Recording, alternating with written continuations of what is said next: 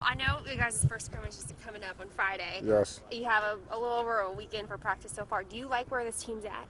Yeah, I thought that we've handled the two-a-day practice really, really well. We seem to be ahead of schedule than we was last year. So we'll see where we at come Friday because we got Jinx, and that'll be a real good test for my bunch. Yeah. So ahead of schedule? What do you mean by that? Just for as our knowledge of what we want to do, how we want to do it. We've been running the same system. This will be my fourth year. We've had the same system, man, for three years. So these guys have been running the same system since they were pretty much freshmen. So by the time they're seniors, they know what they're doing.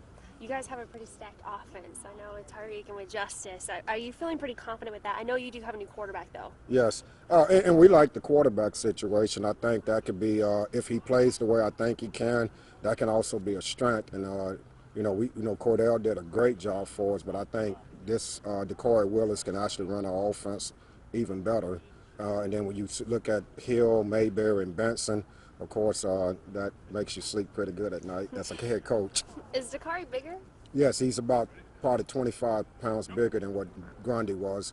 Grundy played about 168. The car is almost 190. Mm-hmm. So. I know last year you guys played Kyle Mayberry, right? A little Yes. bit at quarterback. Not anymore. Not doing that. No, we still have that. We still have that package as well, and we're excited with him. Some of the things we could do with him and Justice and our option and our zone read scheme. So of course, it just depends, but there's a chance that you can see that every Friday night, and depending on who we play, depends on how much you'll see it. What makes Justice such a unique guy? Well, I think it's more of what he does off the field that's more impressive. His leadership. When you have a guy like that, it kind of sets the tone for everything else in your program. He's going to do the right things in the classroom, the right things in the community. First one here, last one to lead. So and other guys are looking at that, and then you look at, of course, the production on the football field. So he's just a complete student athlete. Well, can we talk a little about your defense? How's Yes. that going? We replaced some guys, but we're excited. We was fortunate. We led our division in total defense last year. We think we're going to be just as good. We're just as fast on defense.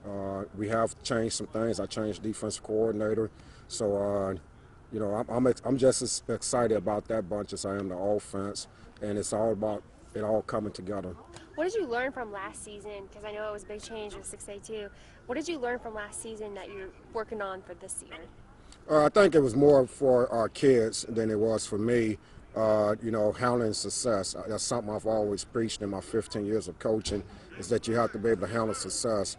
And we were so dominant in the first half of the season. I mean, most of our games were over at halftime.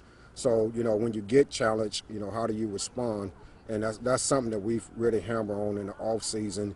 Is embracing those challenges, whether we're 7-0, 10-0, 12-0. We understand that every week it's a new week. You have to respect your opponent, and you have to be ready to play. So that's the biggest thing. But I think it's more so for the kids than it was for the coaches. And I really like the way that they've handled it, and you can see it in practice. Yeah, because I know with high school kids, you don't want them to become complacent at all. Oh, absolutely. Yeah. So do you feel like they know what it felt like last year? Oh, yeah. Yeah. And that's very few teams, maybe the Jinx or the Carl Alberts, that, your program, that's an expectation year in, year out. But, for others, when you're here, there every once in a while, I think getting your kids to understand, especially in the playoffs. Nobody gets in the tournament that's not any good. So, everybody in the playoff, despite record, you're playing week to week. Whether you're 10-0 and they're 5-5, it's still week to week. And you can preach that till you're blue in the face, but reality kind of sat in. And, we lost to a good team, but we still felt like we let something get away. And I think that's motivated us this offseason.